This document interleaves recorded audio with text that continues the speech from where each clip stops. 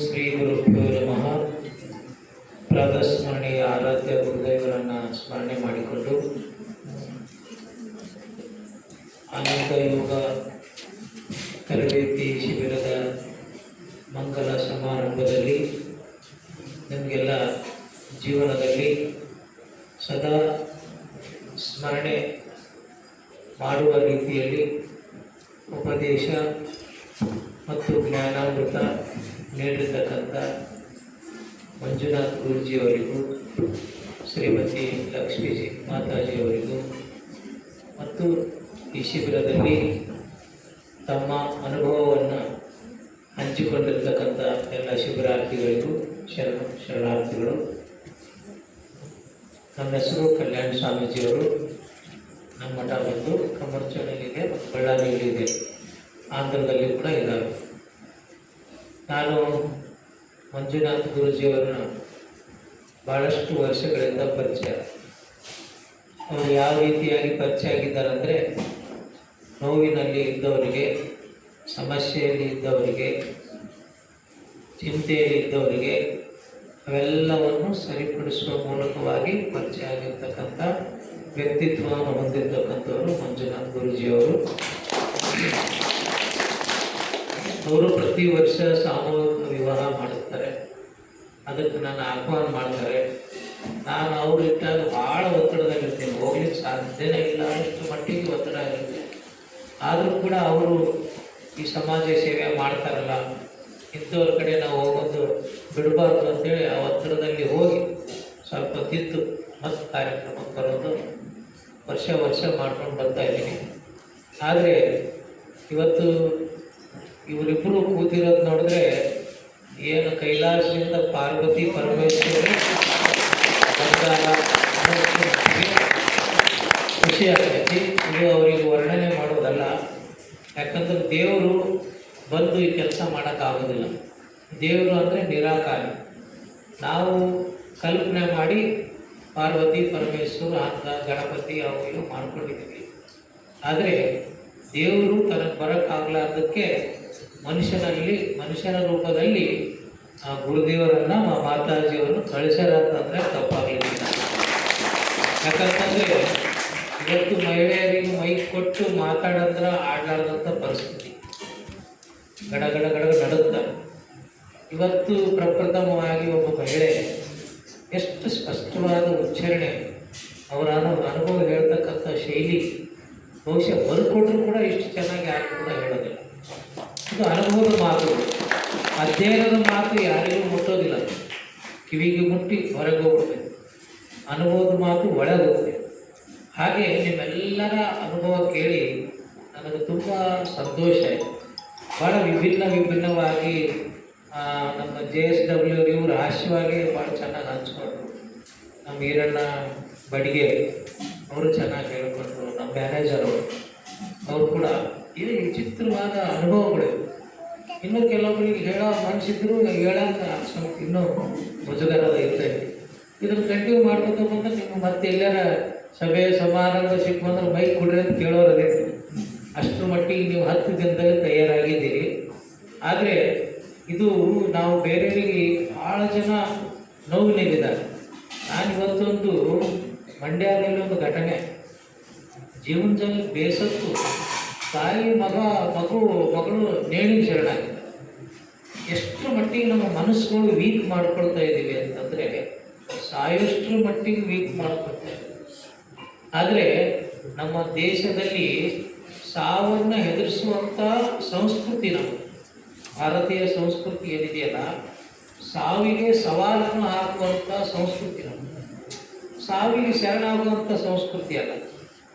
ಸಾವು ನಾಳೆ ಬರ್ತೈತೆ ಅಂದರೆ ಹಿಂದೆ ಬಾ ನೋಡ್ತೀನಿ ಅನ್ನೋಷ್ಟರ ಮಟ್ಟಿಗೆ ಸ್ಥೈರ್ಯ ಧೈರ್ಯ ತುಂಬುವಂಥ ಒಂದು ನಮ್ಮ ಭಾರತೀಯ ಪರಂಪರೆ ಸಂಸ್ಕೃತಿ. ಅಂಥದ್ದು ನಮ್ಮ ಪರಂಪರೆ ಸಂಸ್ಕೃತಿ, ಆಚಾರ ವಿಚಾರ, ಆಹಾರ ಪದ್ಧತಿ, ಉಡುಗೆ ಪದ್ಧತಿ ಎಲ್ಲವೂ ಬದಲಾವಣೆ ಆಗಿದೆ. ಆದರೆ ನಮ್ಮ ಸಂಸ್ಕೃತಿ ವಿದೇಶದವರು ಭಾಳ ಚೆನ್ನಾಗಿ ಎಂಜಾಯ್ ಮಾಡ್ತಾ ಇದ್ದಾರೆ ನೋಡಿ. ನಮ್ಮ ದೇಶದ ಯೋಗಪಟುಗಳಿಗೆ ವಿದೇಶದಲ್ಲಿ ಭಯಂಕರವಾದ ಸಂಬಳ. ಇಲ್ಲಿ ಉಚಿತವಾಗಿ ಹೇಳ್ತೀನಂದ್ರೂ ಬರೋದು ಪರಿಸ್ಥಿತಿ. ಆದರೆ ನಮ್ಮ ಗುರುಜಿಯವರು ಇಷ್ಟು 10 ದಿನದಲ್ಲಿ ಈ ಪರಿವರ್ತನೆ ಮಾಡೋದಂದ್ರೆ ಇದೊಂದು ಪವಾಡ ಸದೃಶ ಅಂದರೆ ತಪ್ಪಾಗಬೇಕು. ಅದ್ಭುತವಾಗಿರ್ತಕ್ಕಂಥ ನಿಮ್ಮ ಅನುಭವ, ಅವರಲ್ಲಿ ಏನು ಶಕ್ತಿ ಇದೆ ಅನ್ನೋದು ನಿಮ್ಮ ನಾಲಿಗೆ ಮೇಲೆ ಲಕ್ಷ್ಮೀ ಸರಸ್ವತಿ ರೂಪದಲ್ಲಿ ನೀವೆಲ್ಲರೂ ಕೂಡ ಹೇಳ್ಕೊಂಡ್ರಿ. ಭಾಳ ಸಂತೋಷ ಆಗಿದೆ. ಆದರೆ ನಂದೊಂದು ಕಳಕಳಿ ಅಂದರೆ ಭಾಳ ಜನ ಇದನ್ನು ಮಾಡಿಬಿಡ್ತಾರೆ, ಇದು ಬಿಟ್ಟು ಪ್ರಯೋಜನ ಆಗೋದಿಲ್ಲ. ಮತ್ತು ನೀವು ಅದೇ ಸಂಸಾರ ತೆಗ್ಗಿಗೆ ಬೀಳ್ತೀರಿ, ಅದೇ ಸಮಸ್ಯೆಗೆ ಬಳಲ್ತೀರಿ. ಇದು ಮಾಡ್ಕೋತ ಹೋಗೋದ್ರಿಂದ ನಿಮಗೆ ಹಿಮಾಲಯನೂ ಇಲ್ಲೇ ಇರ್ತೈತಿ, ಕಾಶಿನೂ ಇಲ್ಲೇ ಇರ್ತೈತಿ, ತಿರುಪತಿನೂ ಇಲ್ಲೇ ಬರ್ತೈತಿ, ಶ್ರೀಶೈಲನೂ ಇಲ್ಲೇ ಬರ್ತೈತಿ. ತನ್ನ ಬಿಟ್ಟು ದೇವರಿಲ್ಲ ಅಂತ ಎದಕ್ಕೆ ಹೇಳ್ಯಾರ? ಅದಕ್ಕೆ ಹೇಳ್ಯಾರ, ಮಣ್ಣ ಬಿಟ್ಟು ದೇವರಿಲ್ಲ, ಮಣ್ಣ ಬಿಟ್ಟು ಮಡಿಕೆ ಇಲ್ಲ. ನುಡಿದಂತೆ ನಡೆ ಇಲ್ಲೇ ಜನ್ಮ ಕಡೆ. ಎಷ್ಟು ಸುಲಭವಾಗದವು. ನಾವು ಇಷ್ಟುದ್ದ ಭಗವದ್ಗೀತೆ ಓದ್ಕೋಬೇಕಾಗಿಲ್ಲ, ಇಷ್ಟುದ್ದ ವಚನ ಸಾಹಿತ್ಯ ಓದ್ಕೋಬೇಕಾಗಿಲ್ಲ. ಎರಡೇ ಮಾತು, ನುಡಿದಂತೆ ನಡೆ ಇಲ್ಲೇ ಜನ್ಮ ಕಡೆ. ಫೋನ್ ಬಂದವ ಬರೀ ಸುಳ್ಳು ಹೇಳ. ಬೆಳ್ಳಾರಾಗಿದ್ರು ಬೆಂಗಳೂರಿಗೆ ಫೋನ್ ಬಂದಿರೋದೇ ಸುಳ್ಳು ಹೇಳ.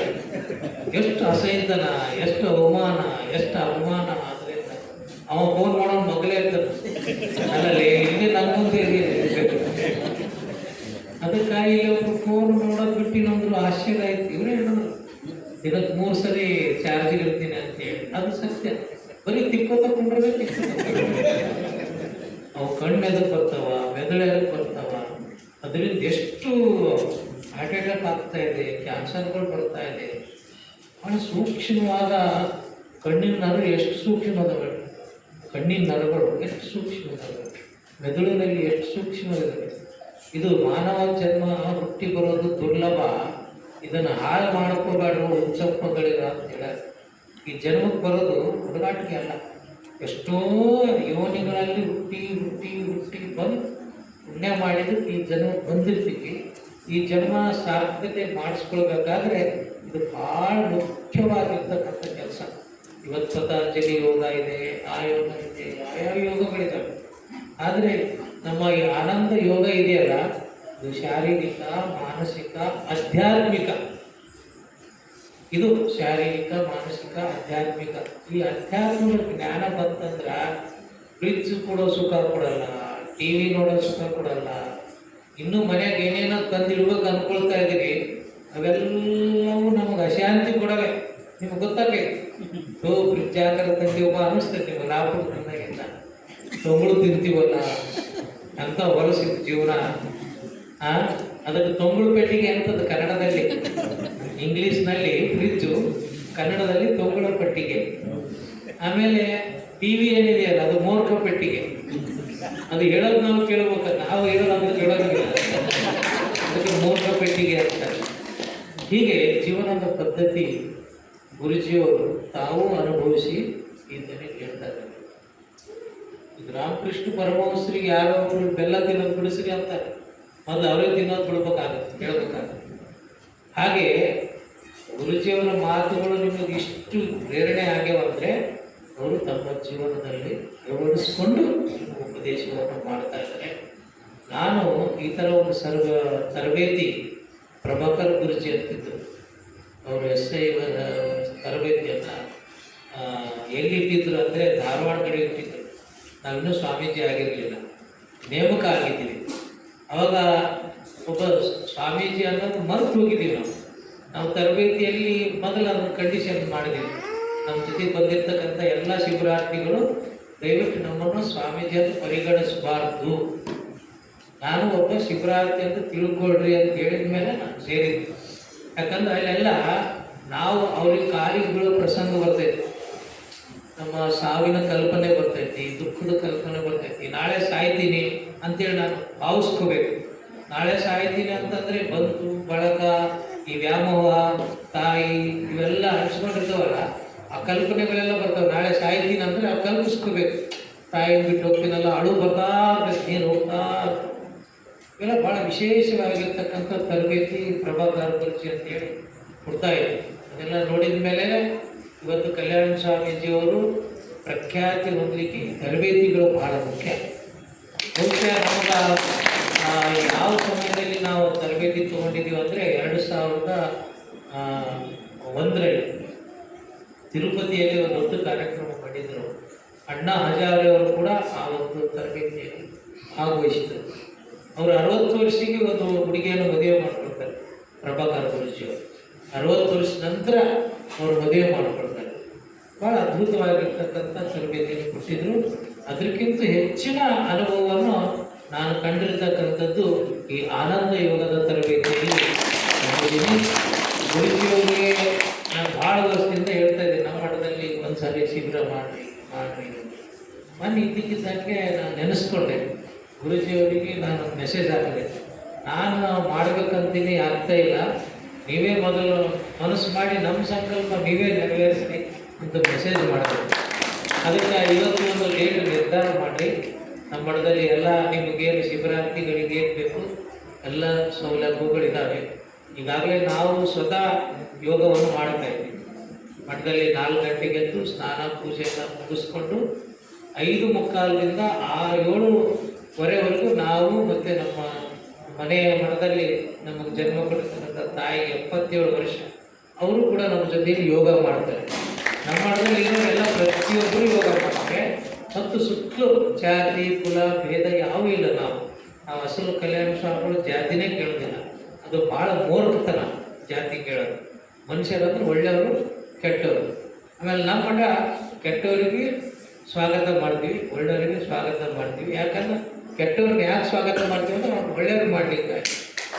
ಹೀಗಾಗಿ ಇವರಿಗೆ ಅವಕಾಶ ಇದೆ, ಇವರಿಗೆ ಅವಕಾಶ ಇಲ್ಲ ಅಂತಕ್ಕಂಥದ್ದು. ಹೀಗಾಗಿ ಸ್ವಾಮೀಜಿಯವರು ಮಂಜುನಾಥ್ ಗುರುಜಿಯವರು ಡೇಟ್ ನಿರ್ಧಾರ ಮಾಡಿದ್ದಾರೆ. ತಾವು ಇಲ್ಲಿ ಸೇರೋರು ಕೂಡ ಅಲ್ಲಿ ಬರ್ಬೋದು, ಆ ಏರಿಯಾದಾಗ ಇದ್ದವ್ರಿಗೆ ತಿಳಿಸ್ಬೋದು, ಎಲ್ಲೇ ಇದ್ದವ್ರಿಗೆ ತಿಳಿಸಿ. ಇದು ದೊಡ್ಡ ಗಿಫ್ಟ್ ಕೊಟ್ಟಿರ್ತಕ್ಕಂಥ ಪುಣ್ಯ ನಿಮಗೆ ಬರ್ತೈತೆ. ಏನೋ ನೀವು ಬಂಗಾರ ಕೊಟ್ಟಿದ್ದು ಪುಣ್ಯ ಬರ್ತೈತೆ ಅನ್ನೋ ಗೊತ್ತಿಲ್ಲ, ಬೆಳ್ಳಿ ಕೊಟ್ಟಿದ್ದು ಪುಣ್ಯ ಬರ್ತೈತೆ ಅನ್ನೋ ಗೊತ್ತಿಲ್ಲ, ಒಳ್ಳೆ ಡ್ರೆಸ್ ಕೊಟ್ಟಿದ್ದು ಪುಣ್ಯ ಬರ್ತೈತೆ ಗೊತ್ತಿಲ್ಲ, ಚಲೋ ಸ್ಟಾರ್ ಹೋಟೆಲ್ಗೆ ಹೋಗಿ ಊಟ ಮಾಡಿದ್ದು ಪುಣ್ಯ ಬರ್ತೈತೆ ಗೊತ್ತಿಲ್ಲ, ಇನ್ನು ಸುಡುಗಾಡು ಪಾರ್ಟಿಗಳು ಅಂತಿರ್ತಾವೆ ಹೌದ್ರು ಕೂಡ ಪುಣ್ಯ ಬರ್ತಿಲ್ಲ. ಇದನ್ನ ಯಾರಿಗಾರ ಕೊಟ್ರಿ ಅಂತ ಅವ್ರು ಬೈಕ್ನಾಗ ಹೇಳ್ತಾರೆ. ಇಂಥವ್ರು ಹೇಳಿದ್ರು, ನಾನು ಬಂದೆ, ನಿಮ್ಮನ್ನು ಯಾವಾಗಲೂ ಕೂಡ ಗುರುಜಿಯವರು ನೆನೆಸ್ಕೊಳ್ಳೋದಿಲ್ಲ, ಫಸ್ಟ್ ನೀವು ಯಾರು ಕರ್ಕೊಂಡ್ಬರ್ತೀರಿ ಅವ್ರು ನೆನೆಸ್ಕೊಳ್ತಾರೆ. ಇಲ್ಲಿ ನಮ್ಮ ಮಠದ ಪಕ್ಕದಾಗ ಒಬ್ಬ ಲತಾ ಅಂತ ಹೆಣ್ಮಗಳು ಇಲ್ಲಿ ನಡೀತಕ್ಕಂಥ ಒಂದು ಮೆಸೇಜ್ ನನಗೆ ಆಗ್ತದೆ. ಮತ್ತು ನಾವು ಆ ಹೆಣ್ಣನ್ನು ನೆನೆಸ್ಕೋಬೇಕಾಗ್ತದೆ. ಈ ಒಂದು ಇದು ನನಗೆ ಮೊದಲೇ ಗೊತ್ತಾಗಲಿಲ್ಲ ಅಂತ ಅಂದ್ಕೊಂಡು ನಾವು ಕೂಡ ಇದರಲ್ಲಿ ಭಾಗವಹಿಸ್ಬೇಕಂತಕ್ಕಂಥ ಅಪೇಕ್ಷೆ ಉಳ್ಳವರೇ. ಯಾಕಂದ್ರೆ ನಮಗೆ ಸಾಮಾಜಿಕ ಕಾರ್ಯಕ್ರಮಗಳು, ಒತ್ತಡಗಳು, ಪ್ರಯಾಣ ಸಿಕ್ಕಾಪಟ್ಟೆ ಇರ್ತವೆ. ನಾವು ನಿನ್ನೆ ಸೌದತ್ತಿ ಇರ್ತೀವಿ, ಮೊನ್ನೆ ಗೋಕರ್ಣದಾಗಿರ್ತೀವಿ, ನಾಳೆ ಶಿವಮೊಗ್ಗ ಕಡೆ ಇರ್ತೀವಿ. ಹಿಂಗೆ ಪ್ರವಾಸ ನಿರಂತರವಾಗಿ ಅದು ನಾವೆಲ್ಲ ಚೆನ್ನಾಗಿದ್ರೆ ನಮ್ಮದು ಒಂದು ಸಹಜ ಶಿವಯೋಗ ಆಗ್ತಿರೋದು, ಅದು ತ್ರಾಟಕ ಯೋಗ ಆಗ್ತಿರೋದು. ನಾವು ಲಿಂಗಾಯತ ಪೂಜೆ ಮಾಡೋದ್ರಿಂದ ಆ ಒಂದು ಶಕ್ತಿ ನಮ್ಮಲ್ಲಿ ಎನರ್ಜಿ ಆಗಿರ್ತದೆ. ಇದು ಇನ್ನೂ ಮೇಲ್ಮಟ್ಟದ ಒಂದು ಸಾಧನೆ. ಇದು ನಿಮಗೆಲ್ಲ ಬುನಾದಿ ಗುರುಜಿಯಲ್ಲಿ ಹಾಕಿಬಿಟ್ಟಿದ್ದಾರಲ್ಲ, ಇನ್ನು ಫೌಂಡೇಶನ್ ಚೆನ್ನಾಗಿದ್ದರೆ ಬಿಲ್ಡಿಂಗ್ ಚೆನ್ನಾಗಿರುತ್ತೆ. ಫೌಂಡೇಶನ್ ಕೆಟ್ಟು ಅಂದರೆ ಬಿಲ್ಡಿಂಗ್ ಬಿದ್ದೋಗ್ಬಿಡ್ತದೆ. ಅದಕ್ಕೆ ನಿಮಗೆ ಒಳ್ಳೆಯ ಬುನಾದಿಯನ್ನು ಹಾಕಿದ್ದಾರೆ. ಸಾಕಷ್ಟು ಜನ ಮಹಿಳೆಯರು ಮಾತಾಡಿದ್ದಾರೆ, ಭಾಳ ಖುಷಿ ಆಯಿತು. ಸಮಾಜ ಸುಧಾರಣೆ ಆಗಬೇಕಂದ್ರೆ ತಾಯಿಯವರು ಸುಧಾರಣೆ ಆಗಬೇಕು. ಮರ್ಯಾದೆಯನ್ನು ಮಹಿಳೆಯರು, ಗಂಡ್ಮಕ್ಳು ಸಂಪತ್ತು ತರಲಿ, ಅರಮನೆ ಕಟ್ಟಲಿ, ಬೆಕ್ಕಗಿದು ಮಾಡಲಿ, ಅದರ ಮನೆಗೆ ಮರ್ಯಾದೆ ಬರೋದು ಯಾರಿಂದ ಅಂದ್ರೆ ತಾಯಿಯರಿಂದ. ತಾಯಿಯವರು ಇಷ್ಟು ಸುಧಾರಣೆ ಆಗಿದ್ದಾರೆ ಅಂದ್ರೆ ಮೊದಲನೇ ಮಾತಾಡಿದ ಹೆಣ್ಮಗಳು ಮಾತು ಕೇಳಿ ನಮ್ಗೆ ಭಾಳ ಖುಷಿ ಆಯ್ತು. ಯಾರು ಮಾತೇ ಬೇಡ ಮಾತಾಡ್ಕೊಂಡು ಎಲ್ಲ ಮಾತುಗಳು ಹೆಣ್ಮಗಳು ಹೇಳಿದ್ರು. ನೋಡ್ರಿ, ಈಗ ಒಂದು ಚಂಬಿ ಎತ್ತಕ್ಕೆ ಆಗ್ಲಾರ್ದ ಹೆಣ್ಮಗಳು, ಬರಿಲಾರ್ದ ಹೆಣ್ಮಗಳು ಇವತ್ತಷ್ಟು ಆಗ್ಯಾರಂದ್ರೆ ಎಲ್ಲರಿಗೂ ನಮ್ಮಂತರಿಗೂ ಕೂಡ ಪ್ರೇರಣೆ ಅದು. ಎಷ್ಟು ಅದ್ಭುತವಾದ ಶಕ್ತಿ ಇದೆ ಅಲ್ಲ ಅಂತೇಳಿ ಸ್ವಾಮಿಗಳು ಅಂದ್ಕೊಂಡೆ ನಾವೇನು ಎಲ್ಲರೂ ಶಾಣ್ಯರು ಬುದ್ಧಿವಂತರು ಪಂಡಿತರಲ್ಲ.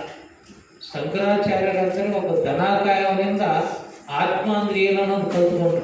ಗೊತ್ತೈತೆ, ಶಂಕರಾಚಾರ್ಯರು ಪ್ರಯಾಣ ಮಾಡ್ತಿರ್ಬೇಕಾದ್ರೆ ದನಕಾಯವನು ಯಾರೋ ಶರಣರು ಬಂದ್ರೆ ಅಂತೇಳಿ ಕಾಲ್ಬಿಡಕ್ಕೆ ಹೋಗ್ತಾರೆ. ಅವರು ಶಂಕರಾಚಾರ್ಯರು ದೂರ ಸರಿ ಅಂತ. ಅವಾಗ ದನಕಾಯವನು ಕೇಳ್ತೇನೆ, ಸ್ವಾಮೀಜಿ ದೂರ ಸರಿ ಅಂತಂದ್ರಲ್ಲ, ಈ ಶರೀರಕ್ಕೆ ದೂರ ಸರಿ ಅಂದ್ರು, ಇದ್ರೊಳಗೆಲ್ಲ ಆತ್ಮಕ್ಕೆ ಸರಿ ಅಂದ್ರು ಅಂದಾಗ ಶಂಕರಾಚಾರ್ಯರು ದಿಗ್ಭ್ರಮೆ ಆಗ್ಬಿಡ್ತಾರೆ. ಎಂಥ ಕ್ವೆಶ್ಚನ್ ಮಾಡಿದೆ ಮಾರೇ ಅಂತೇಳಿ ಅವರಿಗೆ ಜ್ಞಾನೋದಯ ಆಗಿ ಆ ದನ ಕಾಯವನಿಗೆ ಶಾಸನ ಹಾಕ್ತಾರೆ. ಜ್ಞಾನಕ್ಕೆ ಅಷ್ಟು ಬೆಲೆ ಇದೆ, ಜ್ಞಾನಕ್ಕೆ ಅಷ್ಟು ಬೆಲೆ ಇದೆ. ಈ ಬಟ್ಟೆಗೂ ಬೆಲೆ ಎಷ್ಟಿದೆಯೋ ಗೊತ್ತಿಲ್ಲ, ಅದು ನಾವು ಉಳಿಸ್ಕೊಳ್ಳೋದ್ರ ಮೇಲೆ ಹೋಗುತ್ತೆ. ಜ್ಞಾನಕ್ಕೆ ಏನಿದೆಯಲ್ಲ, ಬಟ್ಟೆ ಹಾಕಲಿ, ಸ್ನಾನ ಇರಲಿ, ಬೇರೆ ಇರಲಿ, ಶಂಕರಾಚಾರ್ಯರು ಆ ದನ ಕಾಯವನಿಗೆ ಕಾಲಿಗೆ ನಮಸ್ಕಾರ ಮಾಡಿ ಅವತ್ತಿಂದ ಆತ್ಮ ಅಂದ್ರೇನು, ಶರೀರ ಅಂದರು. ಅದಕ್ಕೆ ಆತ್ಮ ಆದರೆ ದೂರ ಸರಿಬೋದು, ಇದು ಶರೀರ ಆದರೆ ದೂರ ಸರಿಬೋದು. ಆತ್ಮ ಯಾಕೆ ದೂರ ಸರಿಸ್ತೀವಿ? ನಿಮ್ಮದು ಆತ್ಮ, ನಮ್ಮದು ಆತ್ಮ, ಪರಮಾತ್ಮ ಅಂತ ದನ ಕಾಯಮ್ಮ ಅಂತೇಳಿ. ಹಾಗೆ ಇದು ಮಹಿಳೆಯರಲ್ಲಿರ್ತಕ್ಕಂಥ ಜ್ಞಾನ ನೋಡಿ ಸಾರ್ಥಕ. ಸ್ವಾಮೀಜಿಯವರು ಹೇಳಿದ್ದು ಅವರಿಗೆ ಎಷ್ಟು ಸಂತೃಪ್ತಿ ಆಗ್ತಾ ಇದೆ. ನಿಮ್ಮ ಸಲಹೆ ಅನುಭವಗಳನ್ನು ಕೇಳಿ ಅದರ ಆನಂದ ಭಗವಂತನಿಗೆ ತಲುಪದು.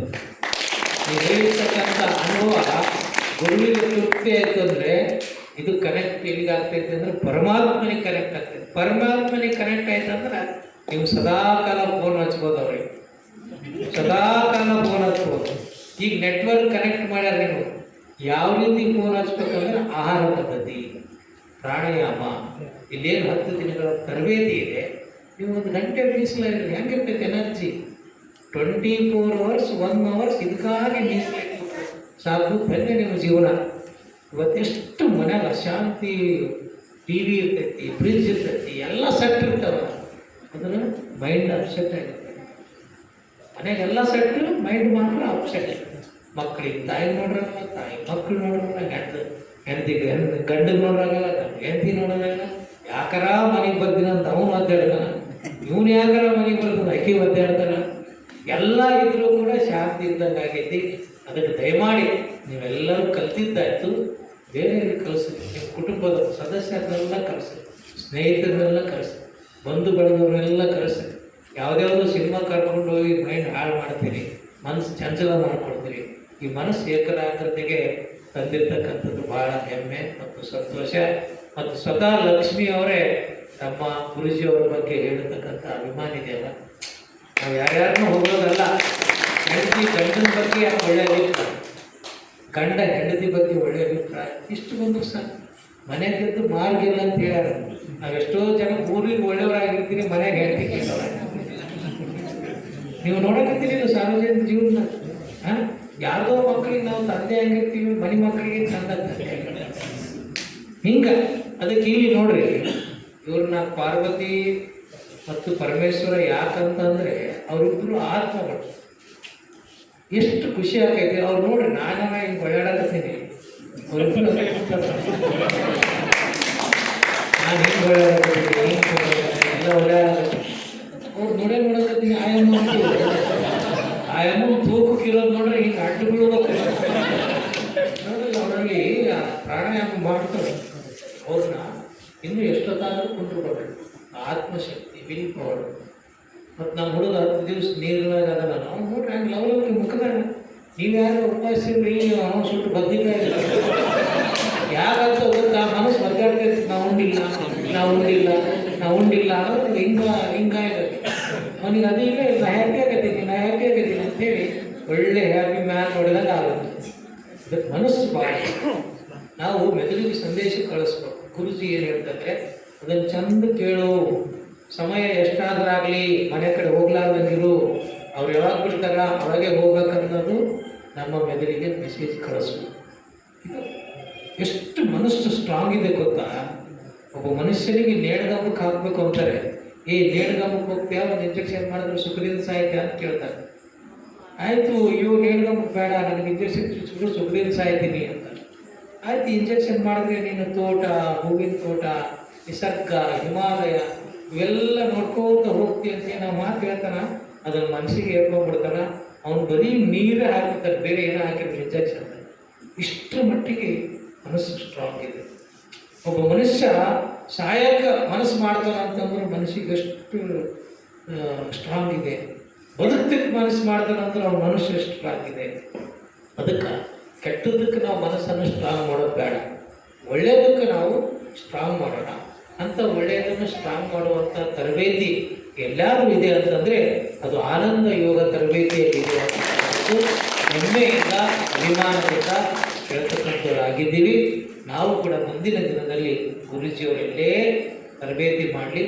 ಎಲ್ಲ ಕಾರ್ಯಕ್ರಮಗಳ ಬದಿಗಿಟ್ಟು ಅವರ ತರಬೇತಿಗೆ ನಾವು ಕೂಡ ಒಬ್ಬರು ಸೇರುವಂಥವ್ರು ಆಗ್ತೀವಿ ಅಂತ ಅವಕಾಶಗಳು ನಮ್ಮ ಬಳ್ಳಾರಿ ನಗರದಲ್ಲಿ ಯಾವಾಗಲೂ ಕೂಡ ಮಾಡಲಿಕ್ಕೆ ನಾವು ನೀವೆಲ್ಲರೂ ಕೂಡ ತಯಾರಿರೋಣ ಅಂತಕ್ಕಂಥ ಮಾತನ್ನು ಹೇಳಿ ನಿಮ್ಮೆಲ್ಲರಿಗೆ ಮತ್ತೊಮ್ಮೆ ಶರಣು ಶರಣಾರ್ಥಿಗಳು.